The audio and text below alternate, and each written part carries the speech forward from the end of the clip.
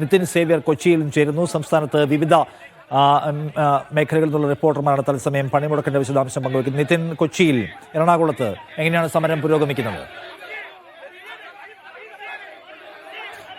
നിഷാദ്, എറണാകുളത്തും ഈ സർക്കാർ ജീവനക്കാരുടെ സമരം ആരംഭിച്ചു കഴിഞ്ഞു. ഏതാണ്ട് എല്ലാ സർക്കാർ സ്ഥാപനങ്ങളും സർക്കാർ ഓഫീസുകളും പൂർണ്ണമായും നിശ്ചലമായ അവസ്ഥയിൽ തന്നെയാണ്. ജീവനക്കാരും തന്നെ ഇങ്ങോട്ടേക്ക് എത്തിയിട്ടില്ല എന്ന് മനസ്സിലാവും. നിലവിൽ ഈ സിവിൽ സ്റ്റേഷനിൽ, കളക്ടറേറ്റിലൊക്കെ വലിയ തോതിലുള്ള പ്രതിഷേധങ്ങളും സമരങ്ങളും നടക്കുന്നുണ്ട്. നമ്മളിവിടെയുള്ളത് കണയന്നൂർ താലൂക്ക് ഓഫീസിലാണ്. ഇവിടെ ഈ അധ്യാപക സർവീസ് സംഘടനാ സമരസമിതി, ജോയിന്റ് കൗൺസിൽ അടക്കമുള്ളവരുടെ വിവിധ സംഘടനകളുടെ പ്രതിഷേധം ഇവിടെ നടക്കുന്നുണ്ട്. നമ്മൾക്ക് ഏതായാലും ഇവരോട് തന്നെ നിങ്ങൾ ഏത് സംഘടനയാണ്? ജോയിന്റ് കൗൺസിൽ, CPIയുടെ സർവീസ് സംഘടനയായ ജോയിന്റ് കൗൺസിൽ. നിങ്ങൾ ഈ സമരത്തിന്റെ ആവശ്യങ്ങൾ എന്തൊക്കെയാണ്? ആവശ്യങ്ങൾ നിരവധിയാണ്. കഴിഞ്ഞ 2013 മുതൽ ഉയർത്തുന്ന പ്രധാന ആവശ്യമാണ് പങ്കാളിത്ത പെൻഷൻ പദ്ധതി പിൻവലിക്കുക എന്നുള്ളത്.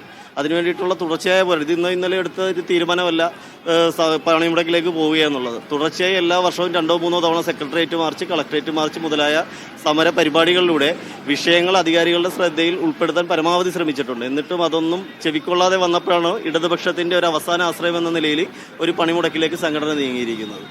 ഡയസ്മോടക്കം സർക്കാർ പ്രഖ്യാപിച്ചിട്ടുണ്ട്.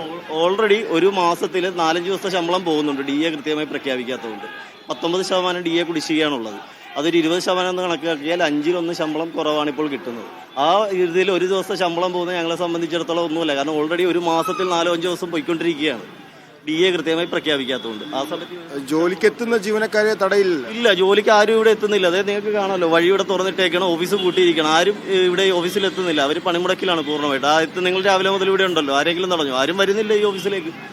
നിഷാദ്, അത് തന്നെയാണ് നിലവിൽ ഈ കണയന്നൂർ താലൂക്ക് ഓഫീസിൽ ഒരൊറ്റ ജീവനക്കാരൻ പോലും എത്തിയിട്ടില്ല. ഓഫീസ് തുറന്നിട്ടില്ല. ഇവിടെ എറണാകുളം വില്ലേജ് ഓഫീസ് അല്ലെങ്കിൽ താലൂക്ക് ഓഫീസ് അടക്കമുള്ള എല്ലാ കേന്ദ്രങ്ങളും ഈ കെട്ടിടത്തിനുള്ളിൽ തന്നെയാണ്. ഇവിടെ ഈ ഓഫീസുകളൊന്നും തുറന്നിട്ടില്ല എന്ന് തന്നെയാണ് വസ്തുത. അതുകൊണ്ട് തന്നെ ഈ എറണാകുളത്ത് സമരം ആരംഭിച്ചു കഴിഞ്ഞു. പണിമുടക്ക് ജീവനക്കാരുടെ, അധ്യാപക സംഘടനകളുടെയും ഒക്കെ നേതൃത്വത്തിലുള്ള ഈ സമരങ്ങൾ ആരംഭിച്ചു കഴിഞ്ഞിട്ടുണ്ട്. ഈ കളക്ടറേറ്റിൽ ഒപ്പം തന്നെ വിവിധ ജില്ലകളിലെ പണിമുടക്കിന്റെ വിശദാംശങ്ങളാണ് റിപ്പോർട്ടർമാർ നൽകുന്നത്.